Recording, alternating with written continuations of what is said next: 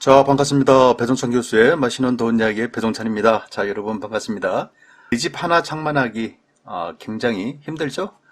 그래요. 그런 것 같아요. 집 하나 마련하는 거 굉장히 어렵고 힘든 것 같아요. 과거에도 그러했고 현재에도 그러하고 미래 또한 앞으로도 그러할 것 같아요. 요즘 부동산 관련 언론 기사들을 보면 그렇죠. 난리죠. 천정 뚫린 집값, 전국 아파트값 역대 최고 상승이라고 하고요. 금리 인상에도 불구하고 상승 기대감이 계속 지속된다. 수도권 집값이 고공행진이다. 그리고 지방까지 꿈틀거리고 있다라는 이러한 뉴스들이 막 쏟아지고 있죠. 막 쏟아지는 게 아니라 심하게 쏟아지고 있다. 어디 지역이 뭐 매덕이 올랐네. 계속 오른다는 얘기밖에 없죠. 마치 뭐 경쟁을 하듯이 집값 상승 이야기들을 막 하고 있는 것 같아요.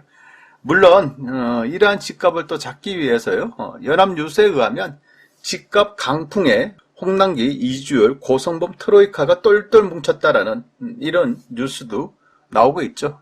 이는 금융 불균형 해소를 위해서 금리 인상에다가 대출 규제에다가 이런 부분에 대해서 속도까지 내겠다는 정부의 입장이 보이는 거죠. 여기 앞으로 상계 신도시 등 주택 공급이 200만 호 이상이 지금 계획되어 있지 않습니까? 이렇게 해서 결국에는 집값 상승을 억제하겠다는 게 정부의 생각이겠죠. 자, 그렇다면 이런 상황에서요, 무주택자라면 어떠한 선택을 해야 될까요? 내 집 마련을 먼저 해야 될까요? 아니면 금리가 인상되고 주택 공급이 충분히 효과를 발휘하는 시점에 내 집 마련을 해야 될까요? 아니면 그냥 난 이대로가 좋아? 나는 아무 생각이 없어. 그냥 이대로 살래. 집주인이 전세금 올려달라 하면 대출받아서 그냥 전세금 올려주고 난 이대로가 좋아. 라고 생각하실 건가요? 그래요. 물론 세 번째 생각을 가진 분들도 계실 거예요. 이대로가 좋다라고. 그냥 전세자금 대출을 더 받으면 되지. 이왕 버린 몸. 이왕 대출 받는 거 전세 자금을 더 받자 라고 생각할 수도 있겠죠. 그런데 한편으로는 마음 한구석이 좀 씁씁하지 않습니까? 그렇죠. 집이 있고 없고는 이제 큰 차이가 난다는 거예요. 특히 부동산을 통해서 재테크를 해야겠다라고 생각하는 입장이라면, 이러한 생각이라면 큰 차이가 난다라고 봐야 되겠죠. 따라서 제가 생각하는 점은 그래요. 현재 무주택자라면, 현재 내가 집이 없다면 뭐니 해도 제일 우선 내 집 마련을 우선으로 생각하셔야 된다는 얘기예요. 일단 내 집이 있다면요, 거주에 대한 안정감 있지 않습니까? 뭐 2년 내지 4년마다 왔다 갔다 안 해도 된다는 이러한 거주의 안정감. 여기다가 집값까지 상승을 해줘. 그러면 얼마나 기분 좋아요. 솔직히 기분 좋은 거죠. 자산이 그만큼 증가된다는 거니까 기분 좋다라고 봐야 되겠죠. 마음의 평화가 있어요. 그런데요, 내 집이 없다, 나는 아직도 무주택이야 라고 한다면 첫 번째는 거주가 불안전해요. 그렇죠? 2년 있다가 나가야 되고 4년 있다가 나가야 되지 않습니까? 여기다 집값이 상승했어. 그러면 벼락거지가 되는 거예요. 실제 내가 벼락거지가 되는 게 아니라 마음속으로 벼락거지가 되는 듯한 느낌이 든다는 거죠. 그러니 마음속의 평화가 자리 잡기가 다소 어렵다고 봐야 되겠죠. 이러하니 제가 항상 여러분들에게 말씀드리는 부분이 있죠. 앞으로 부동산 가격이 하락할 수도 있다. 하락할 수도 있지만은 제일 중요한 거는 역시 내 집 마련은 반드시 하셔야 된다. 그리고 내 집 마련은 역시 빠르면 빠를수록 좋다라는 얘기를 제가 계속 방송을 통해서 여러분에게 말씀을 드린 거죠. 아무튼 그러면 현재 수도권 무주택자들은 어떻게 해야 되나요? 또 지방광역시에 있는 무주택자분들은 어떻게 해야 될까요?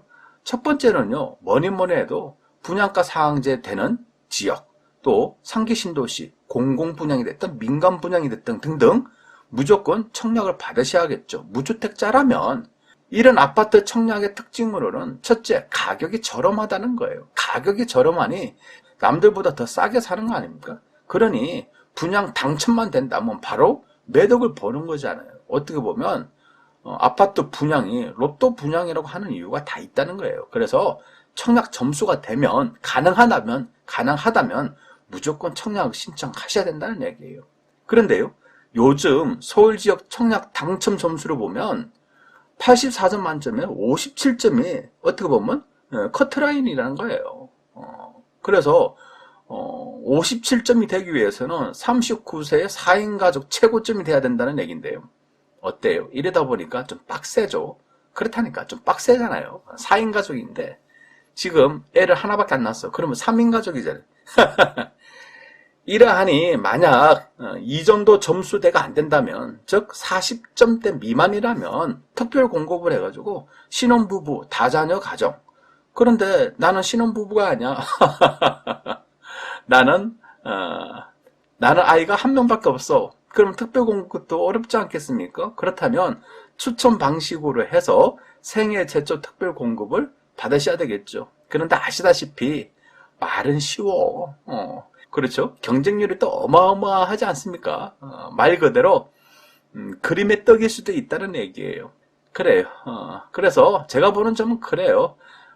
청약 점수가 만약 40점대 미만이라고 하면 그냥 실거주 목적으로 융자를 받으셔가지고 내 집 마련 하시는 것도 좋아 보인다는 얘기예요. 단 지금은 금리 인상기가 도래됐지 않습니까? 따라서 무리하게 대출을 받아서 내 집 마련을 하다가는 어떻게 보면 위험할 수도 있죠. 그러니까 적당하게 대출은 적당하게 받으셔야 된다는 얘기예요. 이렇게 적당하게라고 말하니까 그러한 적당성이 몇 %냐 이렇게 여쭤보시는 분도 계실 것 같은데요. 옛날에 이론적으로 보면 그렇죠. 집값의 40%의 담보대출은 괜찮다라고 하는데 지금 뭐 서울 같은 경우 아파트 가격이 20억이라고 그러면 집값의 대출 40% 안정적이라고 그러면 8억을 받아야 되는데 그렇잖아요.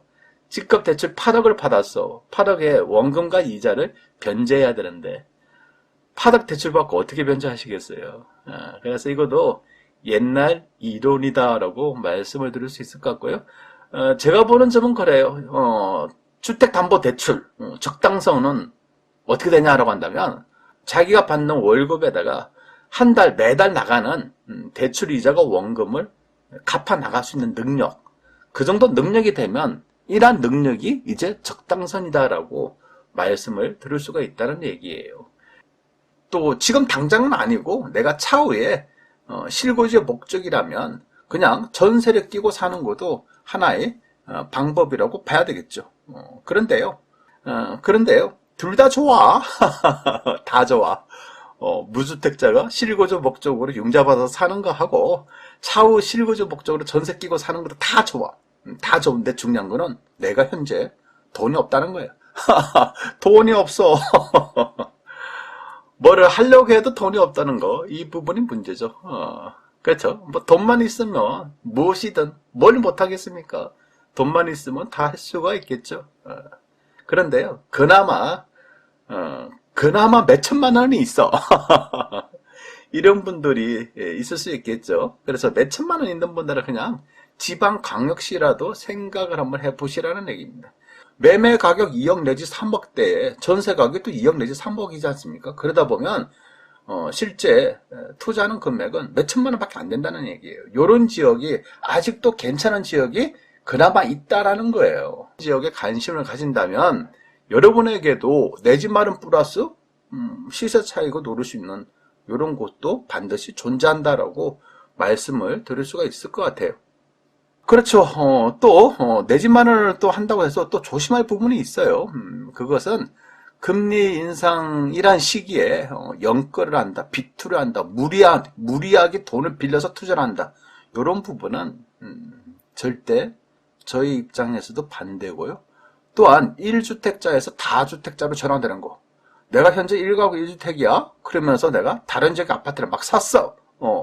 그런데 내가 현재 가지고 있는 집을, 내가 현재 거주하는 집을 팔려고 하니까 양도소득세 중과세네. 그러면 아무리 투자가 좋아도 내 집을, 현재 있는 집을 팔 때는 수익이 없다라는 얘기예요. 양도소득세 빼면. 그래서 1세대 1주택자가 다주택자가 되는 것은 반대고요. 무주택에 한해서 내 집을 가지는 것, 이런 부분에 대해서 설명을 해드린 거고요. 그러니 반드시 여유 자금을 활용한 내 집 마련을 하셔야 된다라는 그러한 이야기고요. 또한 한 가지 여러분들이 꼭 기억하셔야 되는 부분, 앞으로 3, 4년 뒤에 쏟아지는 입주 물량도 염두에 두고 움직이셔야 된다는 얘기죠. 뭐 상기 신도시가 입주하는 시점, 앞으로 5년에서 6년 뒤 아니겠습니까? 상기 신도시부터 해서 여러 가지 주택 공급 계획을 계속 발표하고 있지 않습니까? 그러다 보니까 앞으로는 3년 내지 5년 정도 되면 입주 물량 서서히 나타난다는 얘기예요. 그래서 이런 부분, 입주 물량에 대한 공포에 의한, 또한 금리 인상에 의한 주택 가격이 하락으로 반전을 하고, 이런 와중에 미국에서 금리 인상을 했다. 그래서 아파트 가격이 크게 하락하는 분위기다라고 한다면, 그때는 뭐 해야 된다? 가볍게 빠져나오는 것도 하나의 전략이라고 볼 수가 있겠죠. 이런 부분 꼭 참고해 주시기 바랍니다. 이상까지 배정찬 교수의 맛있는 도움 이야기였습니다. 감사합니다.